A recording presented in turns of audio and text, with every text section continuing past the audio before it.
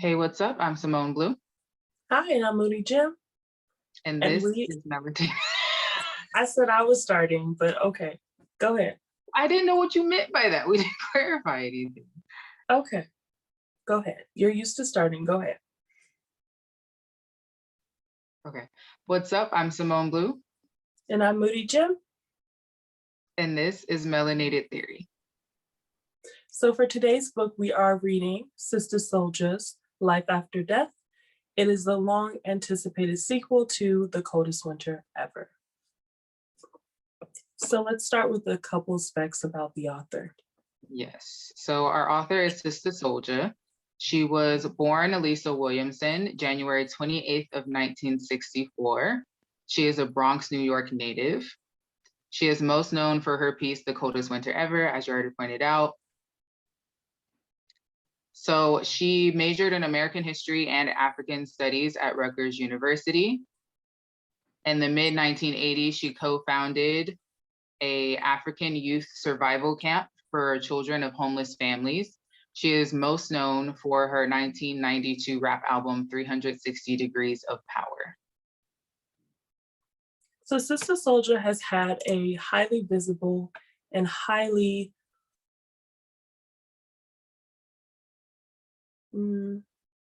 not problematic, but what's the word? Highly visible and highly what is that word for when somebody is like really in the public eye and they get a lot of public scrutiny? Like a She has a lot of notoriety. Yeah, so basically she has a lot of notoriety, especially in the early 2000s and late 90s. So when she debuted her novel, The Coldest Winter Ever, she was most known for saying this about the differences between literary text and genre fiction. And I thought this was a very interesting quote, given that she is someone who has the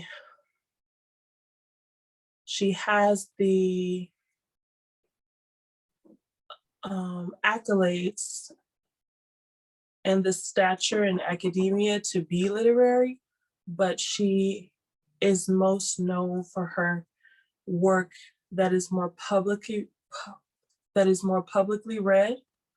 And so when she says this, it's really interesting. When asked about her reception on her first work, The Coldest Winter Ever, The Coldest Winter Ever was widely acclaimed for making the second wave of the genre known as street literature, making it more popular. And she says, I'm a college graduate, and if I read something like Romeo and Juliet, I'm reading about a gang fight. I'm reading about young love, young sex, longing. I'm reading the same things that I'm writing in my books. So if somebody comes along and says yours is street literature, what was Shakespeare's? So she makes an interesting point about the differences that we tend to make that are not there about what is literary fiction and what is more so genre fiction.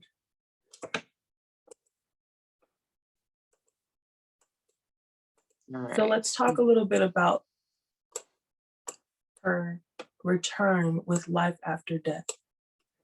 Yes. So her latest novel, Life After Death, was published March 2nd of 2021. So it's very recent. It was released to mixed reviews, some positive, some not so positive. Did you want me to read the synopsis? I can read it. So a bit of a synopsis of the actual book. It says Winter Santiago, our beloved character from The Coldest Winter Ever, hit time served, still stunning, still pretty, still bold, still loves her father more than any man in the world, well, except for midnight. Still got her hustle and high fashion flow. She's eager to pay back her enemies, rebuild her father's empire, reset her crown, ultimately to snatch midnight back into her life, no matter which bitch she had no matter which bitch had him while she was locked up.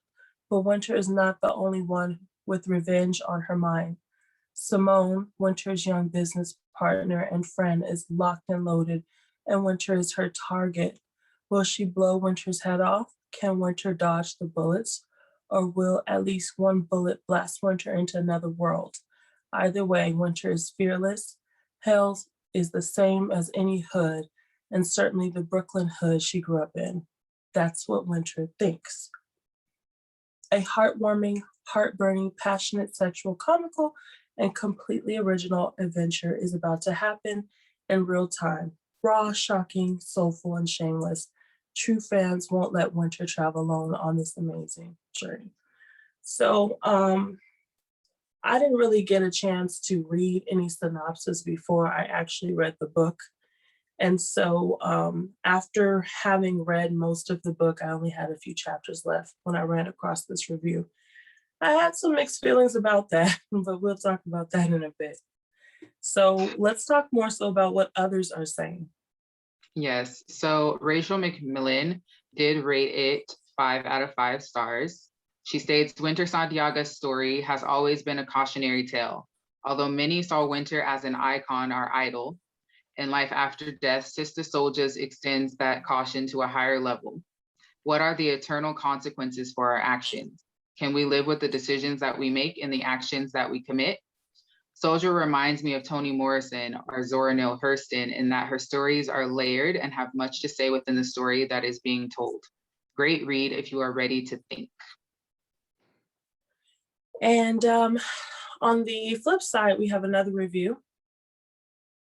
So for this person, they had a lot to say.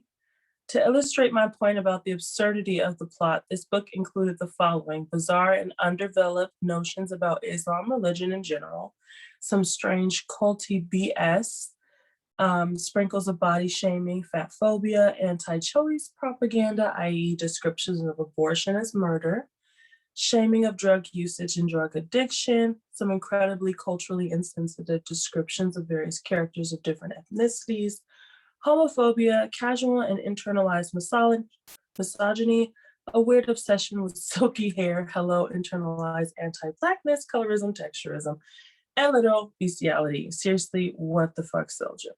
And that's really just the tip of the disastrous iceberg, because problematic content aside, Coldest Winter was not without its flaws, as we all know. But this book was just very poorly done. It did not accomplish what it set out to do, and it didn't advance Winter's overall story in the slightest. It was a wholly unnecessary sequel and quite a jarring and uncomfortable reading experience overall. So this person, yeah, very, very polar opposites, right? So let's talk about how we felt about the book. What were some of our likes and dislikes? For me, go ahead. I agree with the second review. Okay. I agree with the second review so far. All right. You were saying? So I was just saying we could talk about our likes and our dislikes. Okay. Overall, I did not like the book very much. Okay. I'm going to find some positives. She was very descriptive in certain areas. So when she was describing the last stop before the drop, she put a lot of detail into that. That was well written. Okay, that's cool. All right. So it sounds like you have more to discuss on the dislike side than the likes. So I'll put some likes in there. I personally like reading the book in terms of using Audible. I feel like Nia Long's voice was really, really great to listen to. She really embodied the hood ignorance of Winter Santiaga. So that made it a lot more enjoyable. I felt like the descriptions of the last stop before the drop, like you said, were interesting. It just seemed like a Twilight area, just musty Twilight region that I never want to visit. The commentary on the dangers of frivolity and materialism. Wow, that's a mouthful. What I was thinking of there is just how we see how small-minded Winter is when it comes to materialism and how easily she's caught up in that. And it almost served as like a reminder that you can't take none of that BS with you. And you need to find something other than Gucci and all of these designers to kind of praise. So I thought it was a friendly reminder that we are more than what we wear and how we dress. So I thought that was kind of cool. Okay, the dislikes. What do you think? Yes. So, as the review pointed out, there's just a lot of problematic things going on here. The take on abortion I found to be particularly offensive.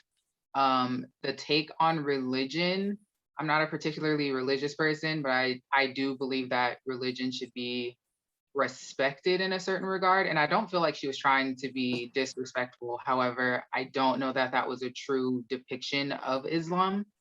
It seemed hyperbolic in a lot of ways and not true to the text of the Quran in a lot of ways. So that was kind of weird to me.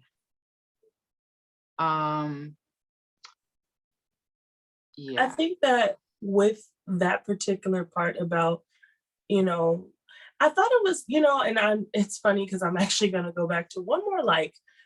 So a lot of these terms that she's using when she's describing the other worldly beings, such as the demons and things, they had very specific names. And I found myself thinking like, is this something she came up with, or is this a part of some type of folklore? And when I looked it up, these are the actual names in the Quran of these different demons.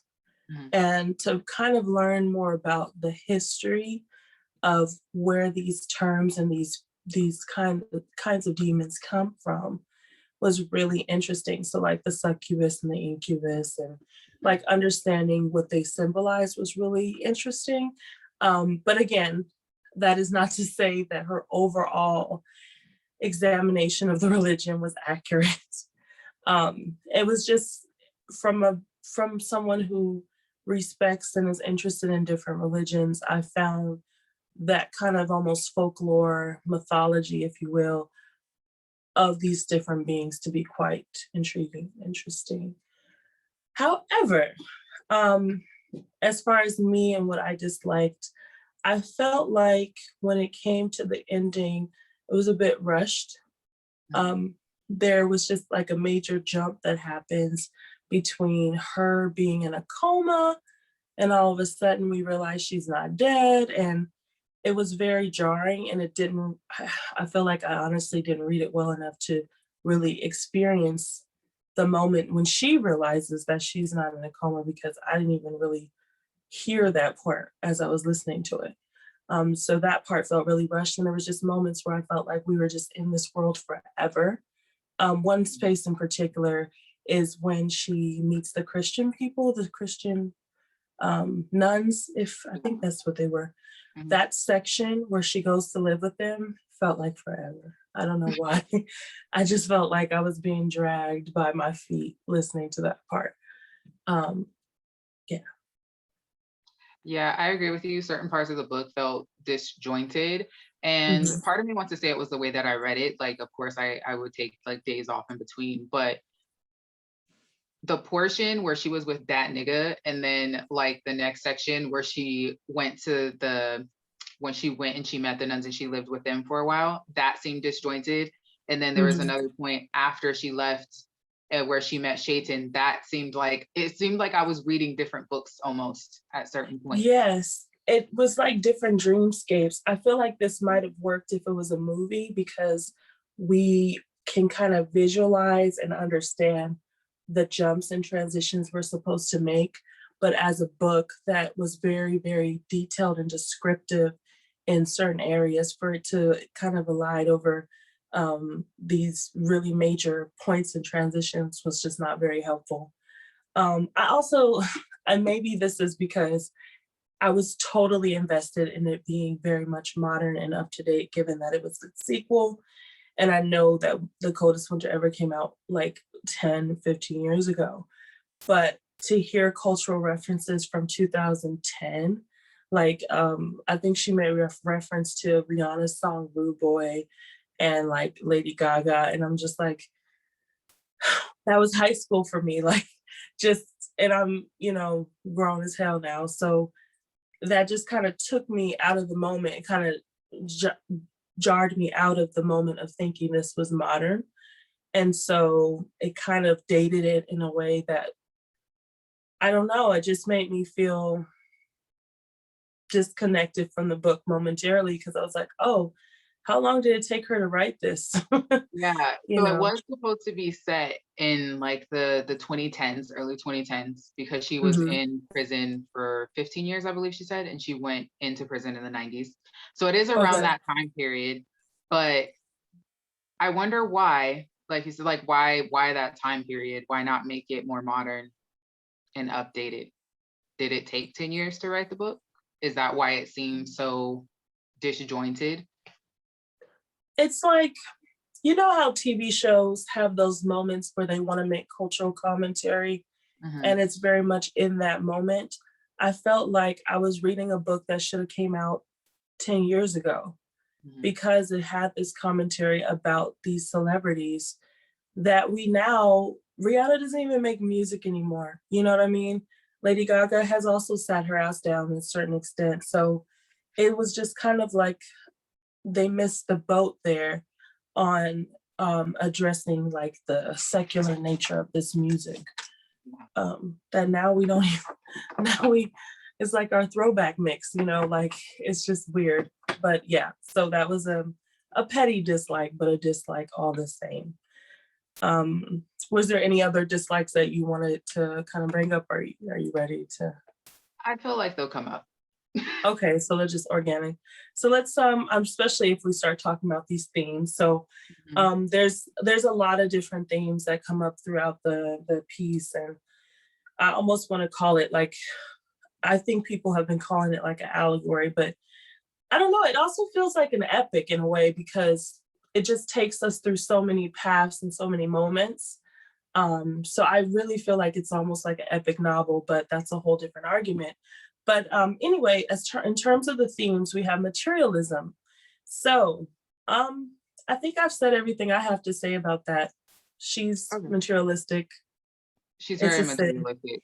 What I thought was interesting was the way that the demons also represented materialism.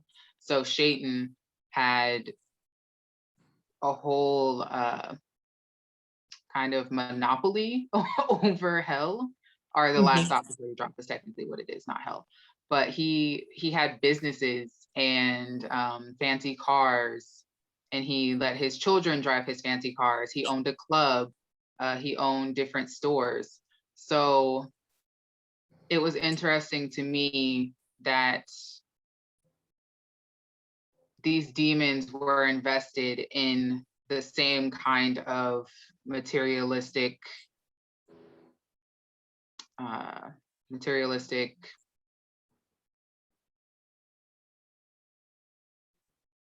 They value materialism in similar ways that humans do. I thought that was an interesting take. Um, that I never mind. You can cut that. I had thoughts, but it's gone. I almost felt like a bit of that was a front and a facade, like, because ultimately underneath this fascination with and this pleasure with corrupting these human beings more than they were already corrupted by making it there, they kind of hated them. Like they were kind of disgusted by them. So for them to kind of mimic these very human and earthly pleasures, there were times where I thought it was just kind of all a big ruse in order to kind of get them to, get to the burning part. Like Mhm. turn them into demons and get to the burning and the hellfire because like for instance, like the club, right? The whole idea of Winter and this other dude that she gets with that owns the club, her thinking that she was actually going to have some stock in his businesses, and her thinking that he was actually taking her seriously when literally they can't stand the smell of a clean human. You know, it's just kind of odd and interesting.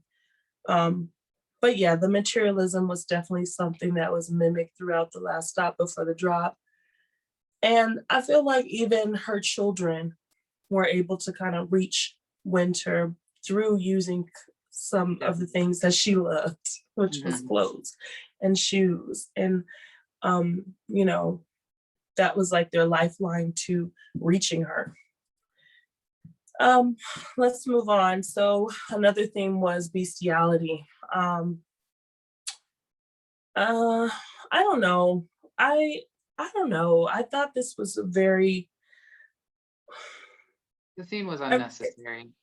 I thought it was kind of heavy-handed, because really, ultimately, if we're looking at this story as kind of like a cautionary tale, it really solidifies the idea that sodomy is so bad.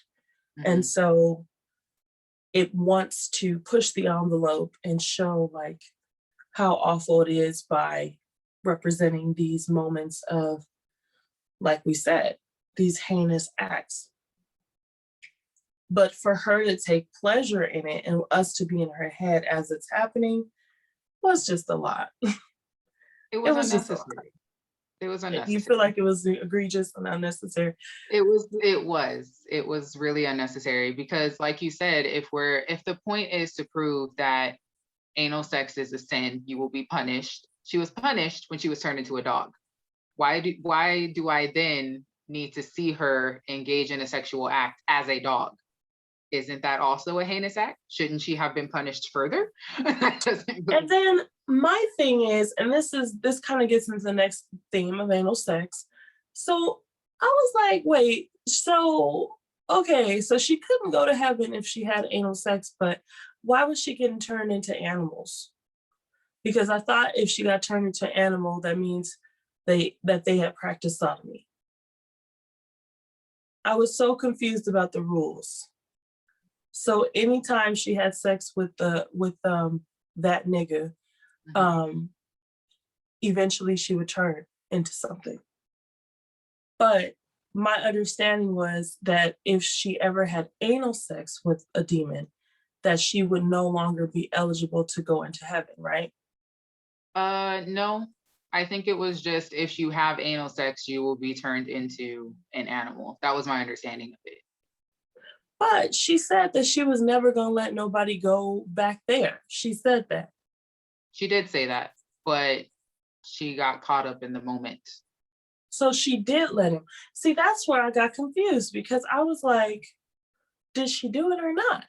Because it never really explicitly says that she does. It's just that we're supposed to assume that she does because she gets turned into an animal. But then there's that whole thing where it says she couldn't go to heaven if they engage in anal sex. I don't know if that was explicitly said. I remember when her daughter came to her pleading for her to, recognize Allah as the one true God. She mentioned to her that it was a rule, if you committed anal sex, that you would become an animal. I believe that's what she said to her. Oh, okay. Lots of rules around sex that I was just like, oh, I can't keep up. But yeah, so I don't know, I wasn't really a fan of that. And I mean,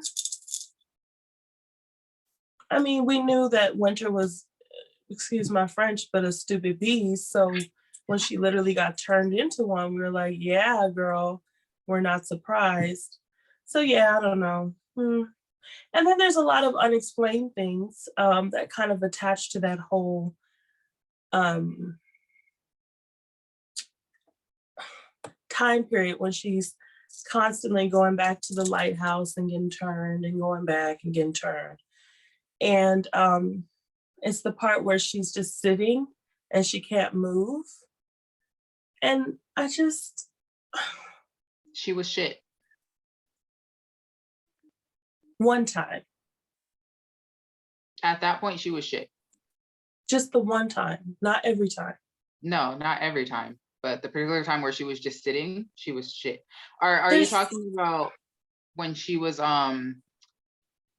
sitting on the, like, by the gutter, by the sewer? mhm, mhm, Okay, so that was before, when she was with Dat Digga. mhm. And at that point, she hadn't been granted a mercy. So she basically just had to sit there until she was granted a mercy. Right. Yeah, that those moments were long and agonizing to listen to. Um, Another thing I didn't like. Also, the whole thing about her controlling her anger as to not burn up and being consumed by it. Um, just so many different concepts that were just in there. And And kind of dropped. huh? Kind of dropped. Yeah, like they come up, you think they're interesting, they come up again. Like towards the end, she has a thought as she's in that room doing her last test with herself. And she's like, no, don't burn up. You don't want to burn up. You don't want to get too angry. And I remember that at the beginning, she kept getting consumed by her anger. Mhm. And she needed to learn how to control her hot temper. Um, but yeah, just so many moments where you're just like, oh, that's an interesting concept. And then, oh, let's move on to another thing. Redemption. Um, I thought that was going to really be an important theme when I was around, I want to say like a 3/4 way into the book. Mhm. And I was thinking she was going to have to make a choice between heaven and hell. I didn't realize where the book was going. So at the time when I wrote this theme down, I was thinking of like, well, how can someone like Winter Santiago really make that much of a change? And if she needs to make that much of a change, does she need to be in heaven? And so I was thinking about the concept of redemption, and if redemption is possible for all people, even if they really, really want it, can they actually successfully get it? Because there's just so much. She needed to level up so much. So how would she be able to make it? Is what I was thinking. Because she's just so ignorant, and just so unknowing. It was just like, wow, we only got 5 chapters left. How is she going to make this transformation? Yeah, I think when we end the book, she's still in the process of redeeming herself, which I think it was frustrating that we found out she was actually, unconscious and not actually dead this entire time. But I think that the reason that's important is because there was no way for Winter to redeem herself with the life that she had lived. So in order for her to go through the process of redemption, she actually still has to be alive. She has to be here physically to make the changes that need to be made. Yeah, because I mean, she literally is just the definition of ignorant, because I feel like, as I understand, like ignorance is just a couple steps away from innocence. The only difference is age, right? So you get to a point where you should know better. And I feel like she just didn't, Mhm. even when she was trying to tell the truth at the end, to herself, she was like, I didn't murder, I didn't steal. She literally did not think that those things were sins because she didn't recognize them. So now that she has a second chance at life, she's going to be able to be held accountable, like you said, because now she recognizes it more. Yeah. Um, Speaking of things that we recognized, there's a lot of colorism going on. So I don't know. What did you? I just This is the part when I was reading about the when she was sneaking off from the convent to go party in the Hell Club Mhm. with her new friends, with her white friend and the other chick. And I was just like, the descriptions of what makes them bad bitches was just so like, Definitely. She has natural hair down to her butt, and mhm, fair skin. What I found interesting about the colorism aspect is Winter is attracted to dark skinned men. She constantly says that throughout the book, like dark mm, skinned, dark chocolate men. However, when we get descriptions of attractive women, they are lighter skinned. mhm. So, really buys into colorism applying to Black women more than it does to Black men. Not to say that Black men don't face colorism, they do, absolutely. But oftentimes what we see is it's acceptable for men to have darker skin. And if a woman has darker skin, then she is deemed unattractive. I think that it's a little bit more complex than that. I think that it actually does play into colorism because for the Black, how my phone say 10% is charging, I don't know. It does play into colorism for the Black men because they're literally in the hood, like dark dudes, like they have the whole thug persona. Like there's so much that is read and put on the darker skinned Black men in that environment. Whereas it's so easy to categorize lighter skinned men as soft. And so for her, in this kind of hood mentality of ignorance, darker skinned men who kind of carry themselves in a specific way are more masculine. And thus they feed into having more power. And so for her in this game of like being the baddest hood bitch in the world, she's gonna be attracted to that type of dude. So I mean, it's a lot of bullshit and stereotyping, but that's kind of how I read it when I was looking at but it. I'm actually going to disagree with you, and I'm actually going to disagree with myself because there were two big exceptions for her. Her father, who had lighter skin, right? But he was on top, right? And he was super masculine to her. He was the definition of masculinity for her. And then we also have her mother, who had a darker skin tone, who she thought was the most gorgeous woman she had ever seen. So I'm actually going to undermine my own argument here a little bit, as well as yours. So she does, it's weird. Is her father Black though? I don't know. I just know he was described because as that adds a whole other element to the bullshit. Her last name's Santiago. I was assuming that her father was Latinx in some capacity or Puerto Rican or something like that. And then her mama was the baddest, the baddest girl. And yeah, it kind of defeats the whole idea that we were talking about because she was the baddest despite the colorism aspect. Yeah, because he got with the mom. So it's quite interesting. It's quite interesting. But that's what makes Winter so frustrating, right? Because she has two blatant examples of why these stereotypes don't work. Yet she constantly feeds into them. Like you grew up in the household with two people who defied these stereotypes. Why is that your only mode of thinking?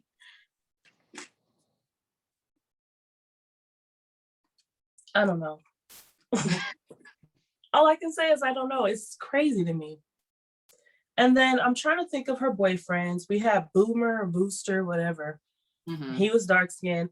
I think the dude that was the club promoter in Hell was actually light skinned. He was. Son was butt ugly, but he was light skinned. And she kind of took a chance with him because she didn't really like him, but he had the club, so she was like making an exception. Wait, who are you speaking about? The man that owned the club wasn't Shakes. He wasn't. Was he? Yes, he was. The man who owned the club in Hell was Shake. Oh. Okay. Was he light skinned? He was. He was described as having lighter skin. Light skinned people are the devil. No, I'm just like, and I'm light skinned. With her. with my weave, with my winter weave. Nah, for real though. Like I don't know. There were so many moments of ignorance that was just like, whoo, that was ignorant. Like even okay, this isn't colorism, but there was like pretty privilege obviously rampant throughout this. And there was this part in the coven, not the coven, oh, that's witches. In the convent, coven and convent sound so similar, don't they? Interesting. So there's a moment where Winter's talking about the chick, how, if she would just have invested in her looks a little bit, maybe she wouldn't have been a virgin and she wouldn't have taken this path or something.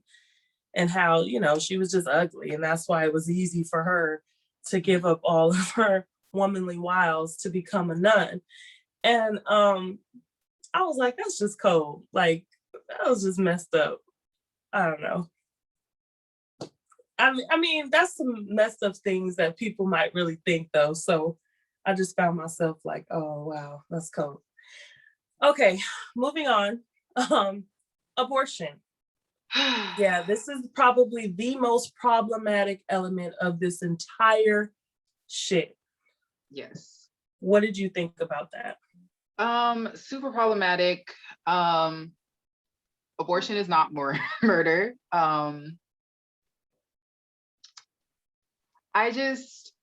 The fact that, okay, so there's a scene where all of the women are being confronted with their sin of having gotten an abortion, and their unborn children are pleading with them to turn their lives over to Allah and recognize him as the one true God, because that is the only way they can be saved. And one of the women retorts, well, like, why aren't you doing this with the men? Like, why are you attacking us? And they're like, on the other side of the last stop before the drop, the men are having a similar meeting. And it's just like, are they though? Oh, because if you're here, who is there? They said there were more of the unborn souls on the other side talking to the men about this abortion thing. No, but see, that's some bullshit, because I think that the ones that want to talk to their mama got the most issues. They were like, no, fuck my daddy, I don't care. He donated sperm. But my mama? No. The ones that decided, the unborn souls that decided they want to pop up on their mamas have a whole different vibe and a different situation than the ones that are like, let me go talk to my daddy though. You know what I'm saying? Like, the other thing about that though, for me, is, are there just men there who encouraged women to get abortions because they didn't want children? Or like, are you there if the woman decided to get an abortion and you weren't, like, you didn't really want them to, but she went through with it? Like, what are the rules and stipulations here? Like, how do you end up here? all I know is that there's no way that they have that same energy for the daddies. They just can't. And honestly, also, if I didn't want to have you, what would make Allah think that you popping up in the afterlife talking about I'm your son or daughter would make me want to like convert? I know that's highly, highly hot take right there. But if I didn't want to have you, learning who you are after the fact is not going to affect my mortal soul. Maybe it should. Maybe I'm a cold-hearted bitch.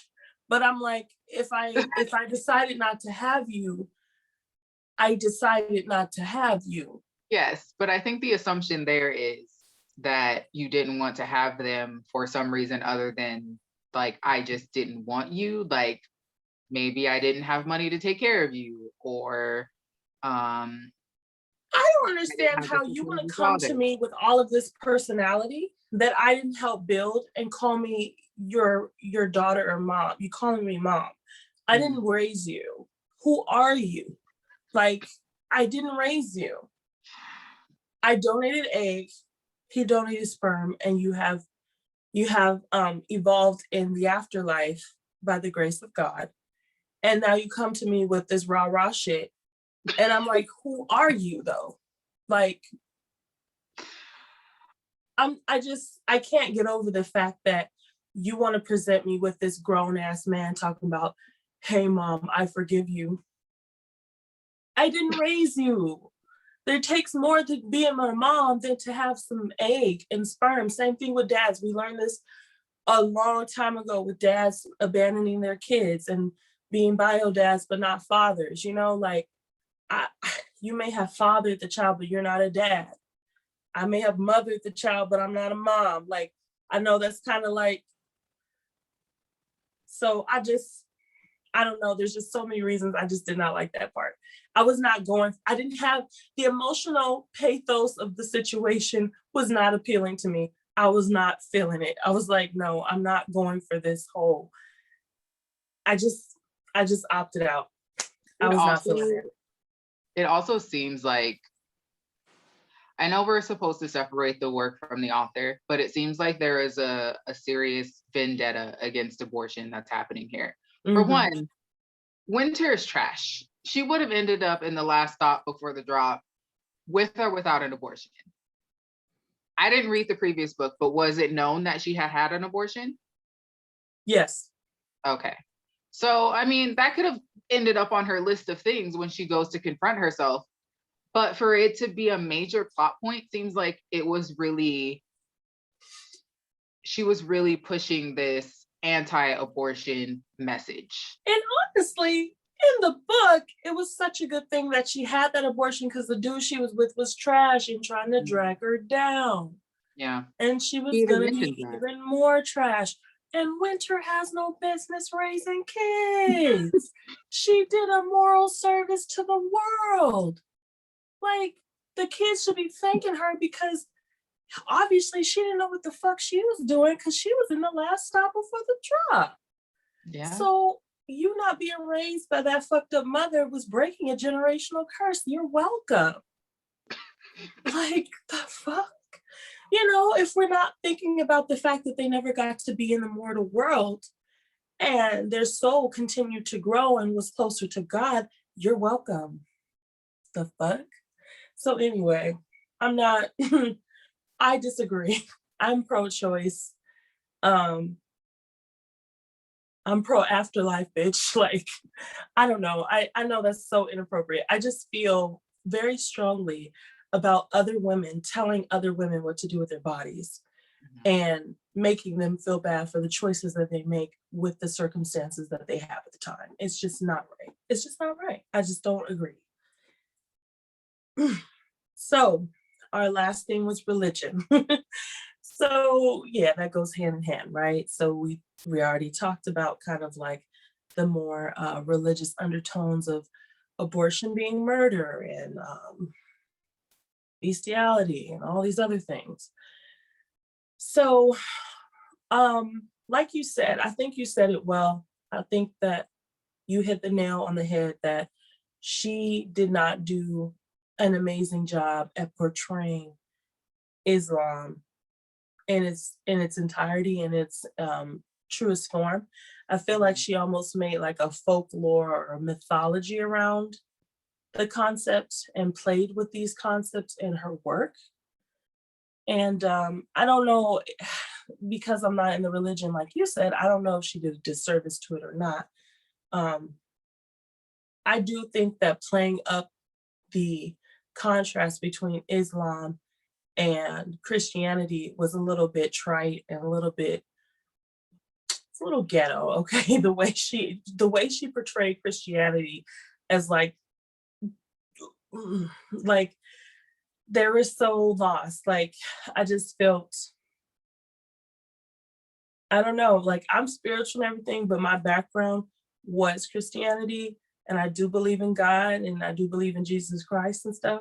So her portrayal of that is like, yeah, they're still lost. They're just still in the last stop. They're just trying to help souls, but they don't know what they're doing. Like, do we need that? Do we need that commentary?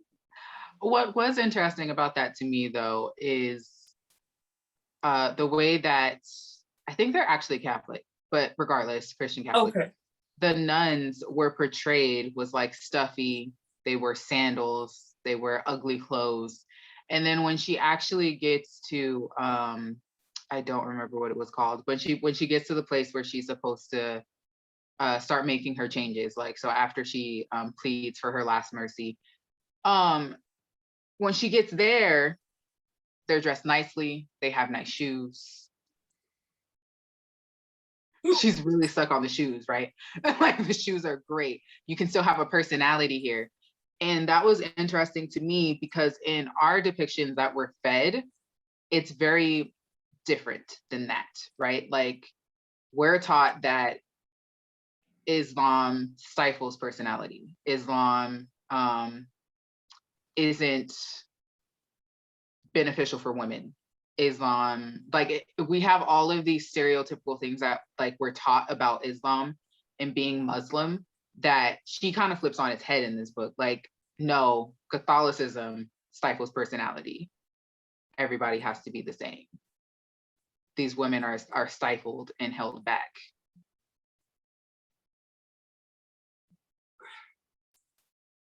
It's just not a fair, it's a false dichotomy, because by the time she up there, she ain't trying to fuck on that nigga. She ain't trying to do hood rat shit with her hood rat friends like she was doing at the convent. So I think it's kind of unfair to be like, oh yeah, this place just makes me feel like it's just so much more welcoming. Because bitch, frankly, you were already on the way to trying to get your soul saved. So you were already trying to like move away from the hood rat stuff. Whereas the convent, she never really gave a chance because it was a drop. Like it was nothing but temptation. She just didn't, you know. So I just feel like it's unfair to kind of glamorize the ascension, if you will, into this new realm without any commentary about what she was missing, which is all of the BS she was after. But maybe by that point she had had enough and But had she was realized. still, even when she left the last stop before the drop, and she was in that middle place, she was still stuck on their shoes. Still. It's like, oh, they have great shoes here. So she wasn't completely over it. And that's why she failed her test. I mean, her test didn't even really make that much sense, if we being honest. Her test was like, herself was like, bitch, are you serious? Like, you really don't know that this is bad? And she was like, no, I honestly don't think. And then she's like, oh yeah, I guess that was that bad. lady that one time. Oh yeah, I did rob that lady, huh? Yikes. But I didn't know she died. I mean, oh, that's sad. Yikes. You know, like that's how she treated everything. Mm-hmm. I mean, I feel like we've all done some really bad stuff. When we really think about it, we're like, ooh, I didn't realize I did that bad, you know? So I give her some grace. And yeah, obviously she didn't know that the lady died, you know? Like, did you commit murder? No. Then you show this old lady that you hit over the head who was breathing when you left. You know, part of me wants to think that what she was shown there in her test, she had to be cognizant of on some level. In order for it to be a true test, like she had to be cognizant of it on some level. So did she know that the lady died? Maybe she didn't want to confront that, but on some level, she had to have known that she hit that woman hard enough that she could have experienced something like death. I don't even think it was like, I'm showing you something that you didn't know. I think it was more so like, I'm making you confront something you were unable to face. Mm. Yeah, because, yeah.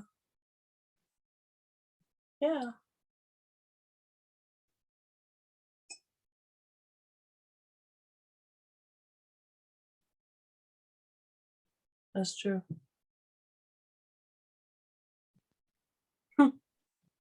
Mm. Okay, so are we done with the themes? Yeah, let's move on. We said a lot. All right, great. So let's get to the theory. Let's get to the melanated theory. So for this episode's melanated theory, we are actually going to focus on a concept. We're going to focus on we're going to focus on the philosophical concept of moral relativism. So moral relativism is defined as an ethical relativism. It's a term used to describe several philosophical positions concerned with the differences in moral judgments across different peoples and their own particular cultures. So the reason why I brought up this term was because I felt like I had to take a step back to really use moral relativism in order to kind of find value in what Sister Souljah had to say about Islam and about you were saying Catholicism. So it was important for me to kind of think about the ways that the people and what they chose to practice were portrayed. As we talked about, the Catholics were portrayed as being, kind of almost like sad and lost. There was a pity that I felt for them, and especially in the fact that they were getting bamboozled by the likes of Winter and her cronies. So taking this stance, Souljah's book, this one in particular, can be read as a sort of moral allegory that is predicated on Islamic beliefs and centers this practice as the absolute truth. So in doing that, it fails to have compassion for other viewpoints and is very much concerned with making other religions, such as Catholicism and it being an offshoot of Christianity, seem faulty and misguided. And so I thought that there would be a way to kind of not demonize other practices and other religions. And if something was supposed to be like the absolute truth, I would think that everything would have to have some kind of route to the absolute truth. It just doesn't seem fair that there's only one religion that will guide you to the absolute truth. Out of all of these millions of years that we've been on this planet, there's no way there's just this one specific religion that will guide you to God. I just don't believe in that. I just don't think that logistically makes sense. So for me, I chose the philosophical viewpoint of moral relativism because I think it keeps us grounded and keeps us questioning and valuing multiple viewpoints when it comes to understanding morality, religion, and spiritualism connections to the world. So very short and sweet. I will have a reading about moral relativism that is posted in the link. But yeah, that's all I got for that one. Okay. I was just overall, gonna say. Oh, go ahead. I was just going to say that the way that morality is depicted, it's not even based on right and wrong or good and bad. It really is just based on do you follow Islam or not? Because even when she gets to that middle place before she can try for her test to get to heaven, she asks the therapist, well, can I skip these steps and just jump to my test?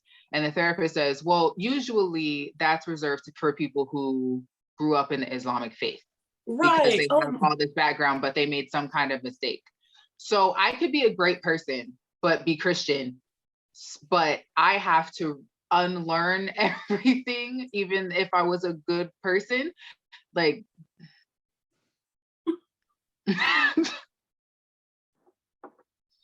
even if I did everything else right.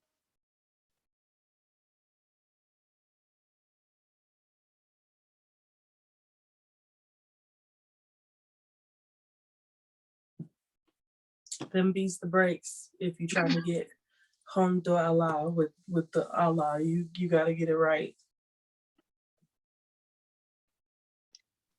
All right. So this is so random, but this card is just staring at me, and it's the Hierophant, and it's the card of Taurus. It's Taurus season.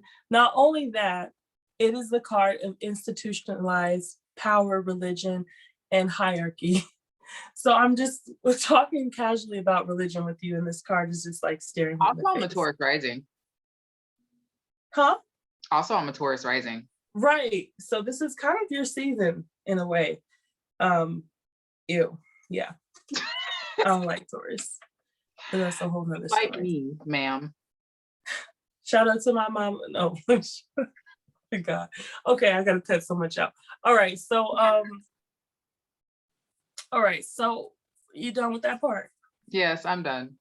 Okay, so overall, yay or nay? No, not for me. It's a no for you, dog? It's a no for me, boo. Okay, boo-boo. I agree. And you know what? I like a sappy movie. I like a long, drawn-out movie that you gotta sit down and watch with subtitles and you can't talk or leave, because if you do, you'll miss something. So I enjoyed those movies, but this book, it just was such a mind fuck. Like it wasn't given what it was supposed to give. Like I was really offended by it. Like, and the fact that it wanted to end all quickly and skip a major point of transition at the end, I was just too through. Just too through. So it's a no for me. I think Sister Souljah, you know, given her background and everything, I thought it would be, I was rooting for her because I didn't know that she had that background like that. And so, you know, yeah, I don't know. Either way, it doesn't work out. Like I either expected it to be more smart and more like culturally relevant and yeah, or I just was like, oh, she's fighting the stigma of street lit. But either way, it was just a fail. This was just not a good one. It's just not. It wanted to be the Odyssey, I felt like, but you know, just like Odysseus, I didn't like Odysseus either, though. So it's not even that Winter wasn't a likable character. It was just the circumstances for which the world that she built is in was just, faulty. Winter is And not a likable character. yeah, I mean, and then can I just ask a question? This doesn't have to be on the we're done. Let me wrap up. So because I had a question about that nigga, because he was like in heaven. Yes, he was. Was he trying to get his life right? Yeah, he was trying to turn his life around. He was ready to recognize Allah as the one true God. What? Yeah. So I'm not saying that he had to be true to this or whatever, but like, could we had a conversation about how a demon was like, yeah, this is just not working out for me, dog. Can we talk about that? Like, do we have to get stuck on Winter's ass? Because we know she's selfish and about self-preservation, but why would a demon who's on his daddy's good side decide, hey, I gotta stop living this life. I want more for myself. I'm tired of fucking bitches in that. We're led to believe that it's because of Winter, because he was keeping her, even though he was supposed to hand her over so that she could go into the hellfire. He was keeping her. He got caught up. He was supposed to be taken to the hellfire or whatever because he wasn't doing what he was supposed to be doing. Mm-hmm. Then all of a sudden he popped back up and he was trying to save her. Remember? Mm-hmm. He kept coming for her. He was attacking Shaitan. And then after that, all of a sudden, when she got to her middle place, he was there. So we're led to believe it's because of her, because he fell in love with her. But let me ask you a question, because if we're talking about the power of love here, I would think that we want to show a love that was pure and non-selfish and unconditional, more godly, as being something that would help transition somebody. Because, I mean, her love was very much self-preservation and lust and power-driven. Yes. So that sounds a little bit hedonistic, if you will. So I don't know if that's really that godly. You know what I'm saying? Like, it's not very godly. I don't really know where they were going with that. Honestly, when that nigga popped back up, I was like, what is he doing here? He died. Why are you here? Yeah, when he popped up again, I was like, are we stuck? Like, why is he here? I don't. It was like an old game where the villain gets stuck and he can't move, and you're like, aren't you supposed to be gone? Like, but they're just stuck doing like the move, they can't move. It was strange. It's too many things, too many holes. Just, it's a no for me, dog. But we had to read it because it's Black women literature, and we just trying to give everybody a fair shake. So we had to review it for y'all. But if you enjoyed this review, please be sure to tune back in bi-weekly. We upload bi-weekly. And our next book that we will be reading will be announced on our Instagram. So please follow us on @Melanated Theory. Link will be in the description. Follow us on our socials. And yes, thank you all for tuning in to another episode of Melanated Theory, and we will see you guys next time. Bye. Don't have an exit. You can say bye. Oh, bye. She said, oh, bye. Bye, y'all. Okay, that was